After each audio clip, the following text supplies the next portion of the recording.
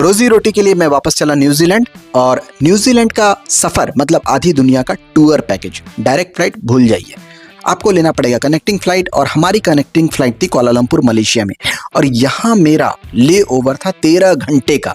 हमने सोचा भाई इसको टाइम पास ना बना करके एक एक्सपीरियंस बना देते हैं। सुबह सुबह भूख लगी तो हमने सीधा एंट्री मार दी बर्गर किंग में। अच्छी बात कि ज़्यादातर आउटलेट्स मलेशियन एयरपोर्ट पे हलाल है, तो आप बिंदास मैकडी हो, केएफसी हो, वहाँ से ऑर्डर कर सकते हैं। लाइन लंबी थी क्योंकि सस्ता खाना यही मिल रहा था, इसका मतलब लाइन लंबी है। और ये कॉम्बिनेशन हर एयरपोर्ट पर चलता है, या फिर मुंबई के किसी वड़ा पाव के ठेले पर भी चलता है।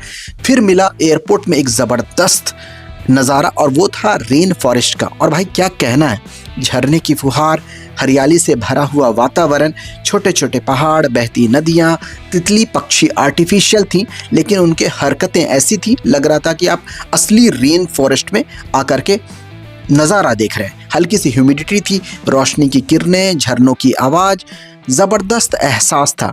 मज़े की बात तो ये है कि कुछ समय के लिए आप भूल जाते हैं कि आप कनेक्टिंग फ्लाइट का इंतज़ार कर रहे हैं या किसी जंगल की ट्रैकिंग पर हैं।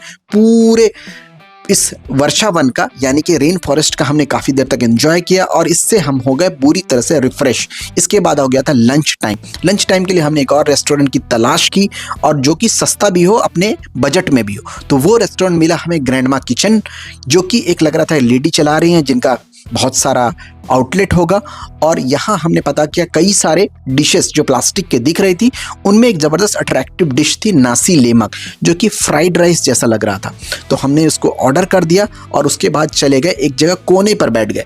वहाँ पर बैठ करके हमने रनवे पे प्लेन्स उतरते, टेक ऑफ करते देख रहे थे, साथ में खाना का ज़बरदस्त इंजॉय कर रहे थे। खाना बहुत ही ज़बरदस्त, बिल्कुल अफोर्डेबल और बेहतरीन। कुल मिलाकर के जितने भी एयरपोर्ट पे मेरा एक्सपीरियंस है, ये ग्रैंडमा किचन का खाना तो सबसे ज़बरदस्त लगा। दाम भी ज़बरदस्त था क्योंकि सस्ता था। मज़ेदार हिस्सा वो ये था कि मैं था टर्मिनल सी में। मलेशिया एयरपोर्ट के 2 हिस्से हैं, टर्मिनल सी और बाकी सारे terminal A, B, D, F, G, H, वो एक अलग दूसरी जगह पे। वहाँ तक जाने के लिए आपको लेना पड़ता है ड्राइवरलेस ट्रेन, और इस ट्रेन में आने के बाद मुझे ऐसा लगा जैसे हम पहुँच चुके हैं वर्तमान से फ्यूचर में पहुँच गए हैं। ज़बरदस्त राइड थी, कभी नीचे कभी ऊपर, यानी कि कभी अंडरग्राउंड कभी over the ground, glass view, hi-tech feel, ज़बरदस्त मज़ा। कुल मिला करके ये 13 घंटे का ले ओवर बोरिंग नहीं था। इसको मैंने एक मिनी वर्ल्ड टूर बना दिया है, क्योंकि इसमें था खाना, इसमें था नेचर, इसमें था टेक्नोलॉजी, और इसमें था एक्सप्लोरेशन, सब एक जगह पे। सब कुछ कर आके मैं काफ़ी थक चुका था, तो थोड़ा सा मैंने कहीं पर आराम करने की भी कोशिश की। कभी भी आपका ले ओवर लंबा हो तो इसको टाइम पास ना बना करके आप बना दो एक एक्सपीरियंस। मिलते हैं किसी अगली उड़ान में, किसी नई मंजिल में, किसी नई कहानी में, एक नई एनर्जी के साथ।